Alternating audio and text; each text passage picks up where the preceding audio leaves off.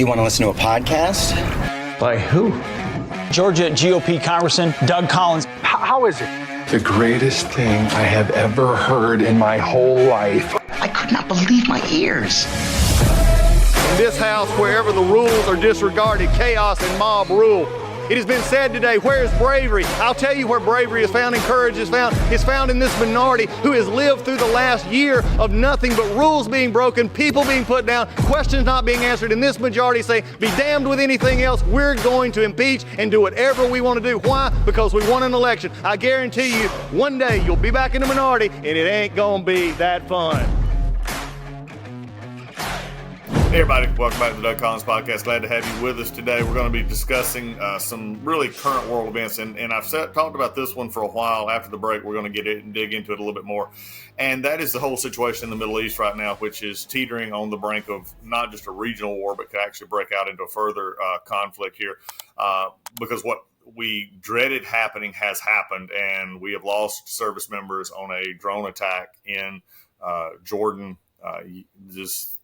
within the last 48 hours, and this is pushing us further into this conflict that has happened, and we're going to have to deal with it. There's other things that will be going on. I think Capitol Hill is still in a turmoil. We're going to talk about that a little bit. Really just catch you up here on the midweek edition of the Doug Collins Podcast. Right after the break, we'll be back to talk about it all.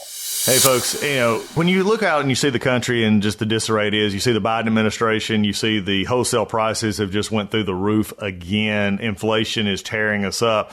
If you have your finances all impinged in just a few areas, if you're just in stocks and bonds and you're not diversified, I got some news for you. You need a navigator. You need somebody to help you get to where you need to go with those finances. And I can't think of anybody better to do that than my friends at Legacy Precious Metals. You need precious metals in that portfolio. You need gold and silver.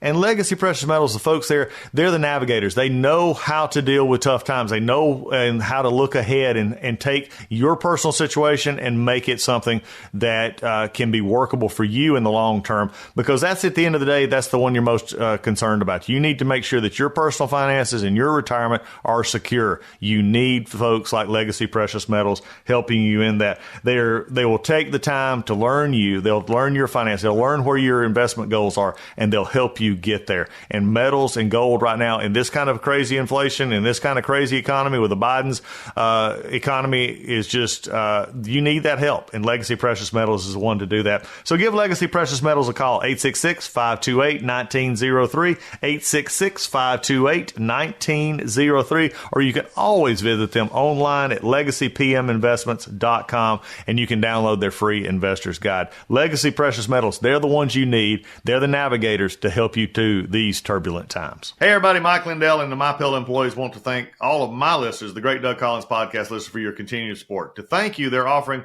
an overstocked clearance sale right now for the best price you ever use when you use the promo code Collins, COLLINS, and you get free shipping on the entire order.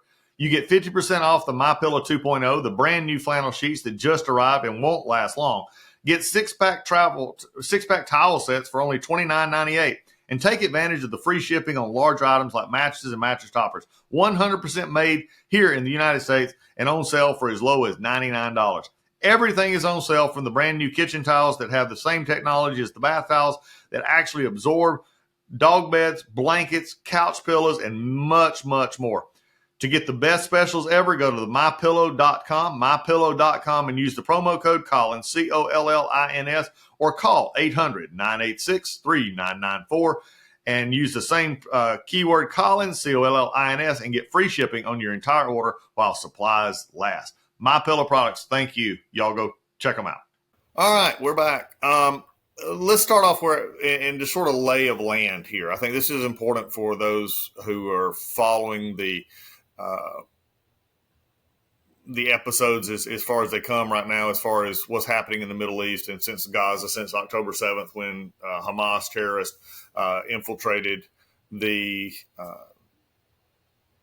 Israel border, came over, murdered over 1,000 people, have kept hostages. I mean, this whole thing's been going on. And since then, look, Israel has been slowly but surely annihilating Hamas out of Gaza, which has been very difficult. It's also come at a cost of civilian casualties along with Hamas casualties. But again, this is, something that is looked at as war. And these are the same people who know that Hamas is in control, and they put them in control. And this is, just become more and more frustrating all along for the world as we deal with this, especially when you're dealing with a country that doesn't feel like that they should recognize Israel's even right to exist. So let's put the battlefield in perspective. I don't think we've done this in a while. We've talked around it, so I want to do this today.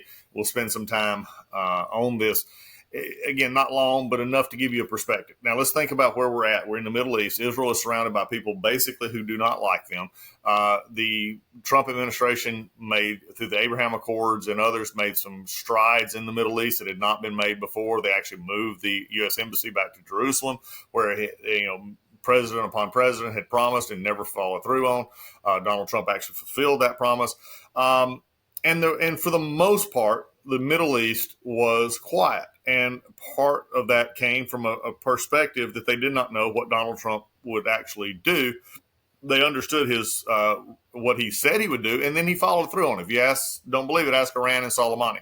Now, the minute the Biden administration got back in power, seems like besides trying to ruin domestic energy production here in the U.S. and doing other things, spending money that caused an inflation cycle that is now they're saying it's out of the inflationary cycle, but it was them who caused it to get back out of it and spend more money in the process. It's just a ridiculous argument back and forth here.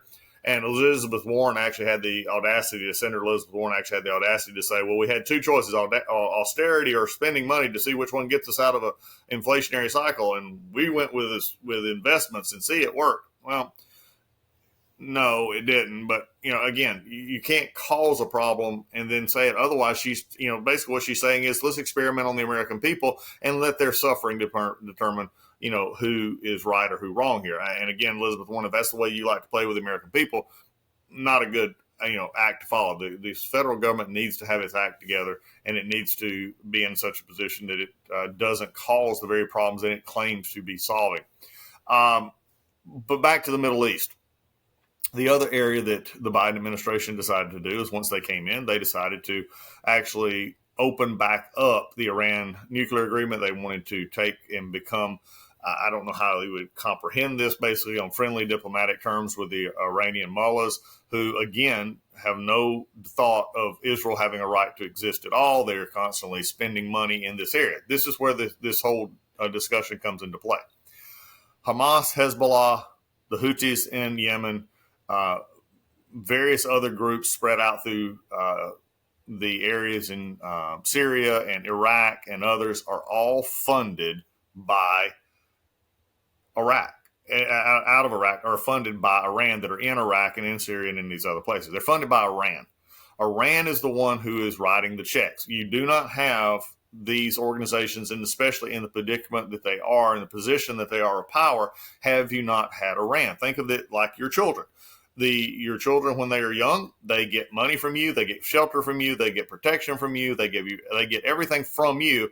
It is, in essence, they are acting under your protection, if not your outright agent, in these areas. And this is exactly what the case is with these militia groups that are Iranian-backed militia groups. Hamas, again, funded through Iran, and then through just basic extortion of their own people. This is what led to the war starting in October. We still see this going on to this day. It is coming, I think, closer and closer to an end. You've got Hezbollah in Lebanon, who has a political arm up there as well as their military arm. They have been under a lot of pressure to enter into more of a conflict with Israel in this, but they have also saw what happened the last time they did it, and it didn't end up real well for them a few years ago. When Israel came in and basically laid waste to most of their infrastructure. Now, Hezbollah is much better funded in a sense of equipment, manpower, and others than Hamas is, but so far they have tended to stay out. If you remember their early statements that they would, basically escalate as things in Gaza escalated, well, they've not shown that to be a problem.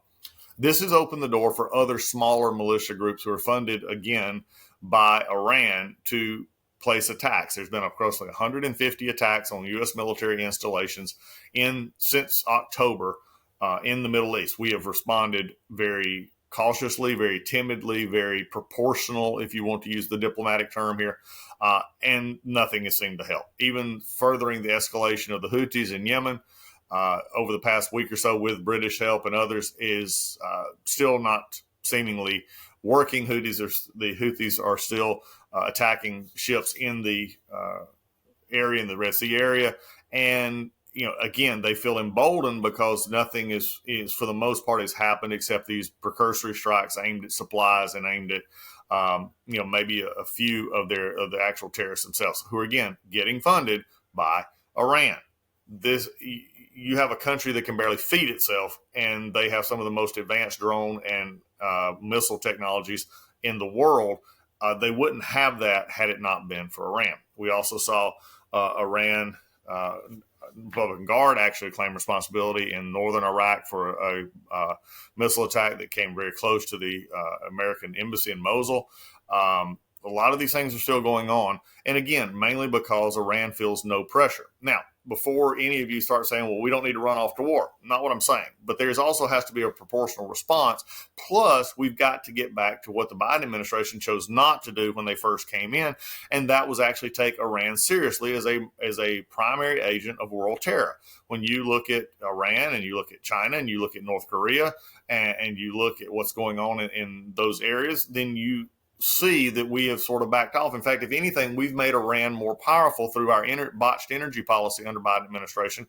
And then with the Russia war kicking off against Ukraine, we are actually put ourselves, after we hurt ourselves in our own energy position in the world, they have actually caused Iran to gain more money, not only from the money we're freeing up for them for the, quotes, humanitarian reasons, but also from the price of oil that they're selling to China and other places, and to Russia.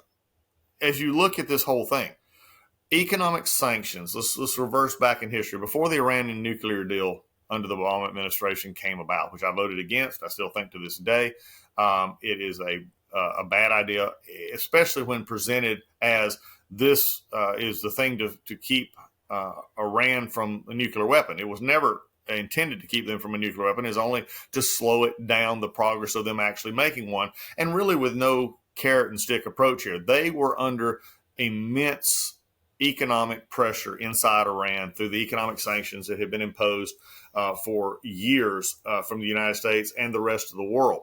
Now, as a lot of times happen, as the longer you get away from the understanding that Iran is the terrorist funder that it is, people in Europe and other places say, well, we want to get oil, we want to trade with Iran because it has a valuable commodity.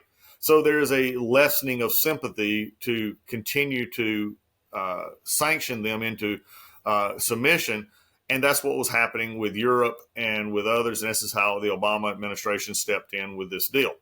The problem with the deal is they never lived up to the deal, even after the implementation.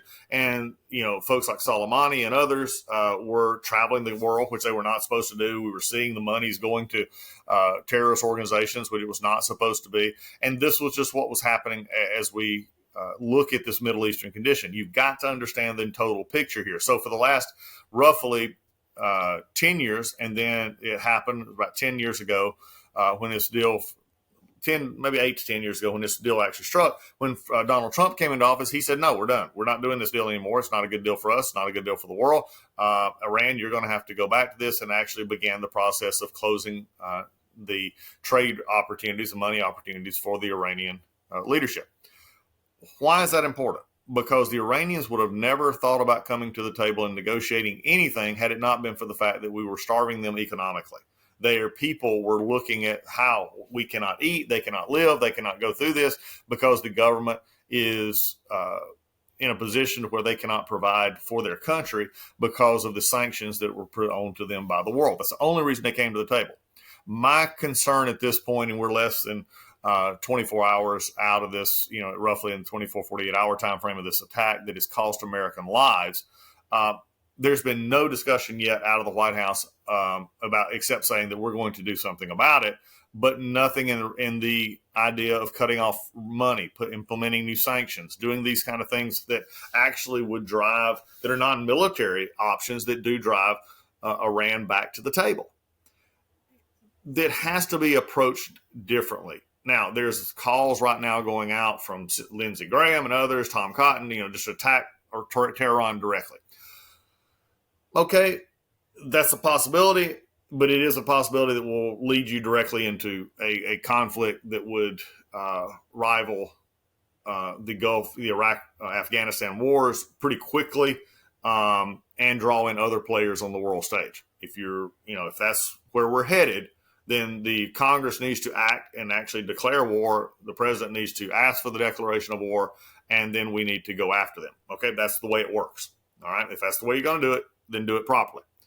Now, can the president do certain things without declaring war? Yes. And this is where I disagree with some of my conservative counterparts and also liberal counterparts who say that everything must go through Congress. Well, everything does go through Congress if they haven't forgotten. It's called their money. They can spend money or not spend money anywhere they want to spend it. They just don't want to. That's the problem you get into. They don't want to take that actual vote to say, no, we're not going to fund a military strike on Iran. We're not going to do that. And Mr. President, we'll continue to cut off the money as long as you will not you act outside of the will of this body. Now, if that's the will of the body, then that's what they need to do.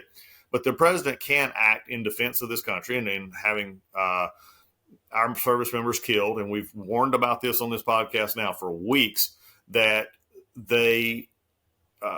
we're a bad missile strike away from losing lives. And we have lost lives, and that is a tragedy. It's not just for the tragedy for the members there who are serving, but also for the families who are getting that knock on the door. That is difficult to hear. When you see that officer and that chaplain and others show up at the door, you know it's not a good thing. And so this is the concern that many are having now, is where do we go from here? The president, I believe, should figure out the best way to strike, the best way to do a military strike, especially if it can be isolated as far as the drone and other things, and take out, just, flat out take out whoever tried to take out our base, Tower 22. Now, it needs to be followed up also, I believe, with economic sanctions. There needs to be a world coming together here. Yes, Russia and China will be opposed from a Security Council standpoint, but you can gather others, Britain, France, others, to say, look, we're not going to continue. You're not going to continue funding terror in the world. And Europe needs to be paying attention to this as well, because of what they see in their own, backyard of what's going on with their attacks and with the possibilities of attacks. This is a way that can be actually unifying, except for the rogue nations of the world. And I think this is the part that we always miss. We either want to go straight to war, or we want to go straight to threatening. And this administration, for some reason, has no desire to punish monetarily Iran in the economic trade avenue, which I think is a very viable part for Iran. They need supplies. They cannot function without having at least the humanitarian side of food and clothing and those kind of things being able to come in. They just don't have the ability to sustain themselves without a massive ability to trade to get the items that they need. So in looking at this, this has become more and more of a concern. And again, I'm not going to spend a lot of time here, because I think, out of respect for the members who were killed, the family members and the units that are now dealing with this, we have a lot more of our soldiers and our airmen and our sailors and Marine Corps and others in harm's way there. We've already lost, 2 SEALs who were trying to intercept a armament shipment. We're now seeing loss on the ground through a drone strike. And what is concerning, again, is how we go about this. There's a story just on the news that Europe is wondering, and this is becoming more and more of a written story, that Europe is wondering about this, what they perceive as U.S. isolationism. In other words, U.S. not taking part in the world events as we have in the past. And I think that's something the world has to get used to. There's many people in our country, especially after 20 years of Iraq and Afghanistan and others, that are just tired of seemingly endless wars without a point. And you can go back as far as to Vietnam and other places. It has been building in this country for a while. It's one of the reasons why we're seeing the decline in our military recruitment. There's a morale issue of saying, well, we're being sent away, kept away from our families. We're being, moved all the time. And yet we don't seem to have a clear vision of what the victory status is here. This is where the Biden administration and this election year, if you remember just last week on the podcast, I gave you the ideas of what will be determinant in this election cycle. And I talked about economics, I talked about immigration, I talked about foreign affairs. And this is that what we'll call extra idea. This is that one that you can't control, but when it comes, you're going to have to control it or react to it. And that is how we're responding to this Middle East faction. Now, Russia-Ukraine war, still on the back burner there. You're looking more and more like that Congress is basically checked out on sending any more money there. And we're going to talk about that more on a later podcast about immigration and some other things that are going on that are holding that up. But without a plan, Congress is developed more of an attitude that we don't need to be funding and sending our troops everywhere in the world when we have our own issues, especially here. And it is sort of ironic that we're fighting, helping send money to Ukraine to fight Russia, which is a natural enemy of ours, but also because they have, for the sovereignty and integrity of their country, in which we have a border in the south that has basically been open now for almost 3.5 years.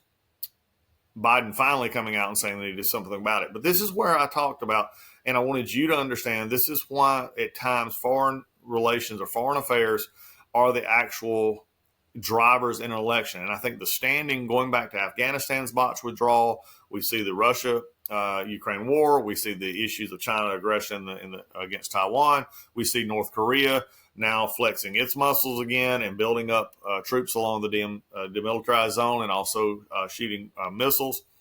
You see Iran not pulling back, but actually encouraging more terrorist attacks. You see the finishing up, and the Biden administration believes that if they could just get Israel to quit a ceasefire or form a ceasefire in Gaza, that all this would go away, because they said last time the ceasefire was in place, we didn't get attacked.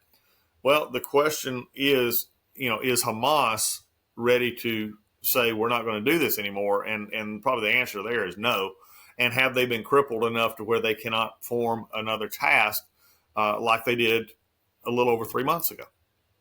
These are all decisions the Biden administration has to have, and they came into it with a more of the idea that we're the adults in the room, we know what to do, and we're going to get back to where America, and unfortunately, seemingly have more of an appeasement strategy with the world, saying, look, we just all want to get along, and you're all equal in our eyes, and we're just going to be here.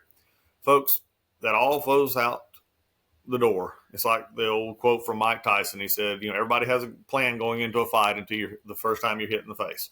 Well, we've lost our best. We've lost some of our finest in a Tower 22 in Jordan. The question now is, Biden administration, what are you going to do? Are you going to jump to another proportional response? You're going to try and talk Israel out of Gaza? Are you going to go directly into Iran? Or is there a possibility that we could see a more dynamic policy that includes going back to sanctions, going back to the economic stranglehold that we had on Iran, and also a response militarily that says if you do this again, even if you say you're not in it, we know you are because you are funding it, then you will pay a price. That's the question that we face right now. But before we go, I cannot say any more or any less without remembering these families that will be changed forever because of that knock on the door, because of what happened hours earlier when they didn't even know anything was happening and their loved ones were lost. Others who are still critically wounded, we may see how they turn out. But all of this goes back to a situation in the Middle East that deserves our attention. It is going to play heavily into the presidential election from this cycle. And as we go forward, we'll keep you updated here on the Doug Collins Podcast. If you got the podcast, go to the Doug Collins Podcast, hit the email button, send me an email. If you got any comments or questions, hit the subscribe button and tell others about us. We're here 3 days a week, ready for you on the Doug Collins Podcast. See you next time.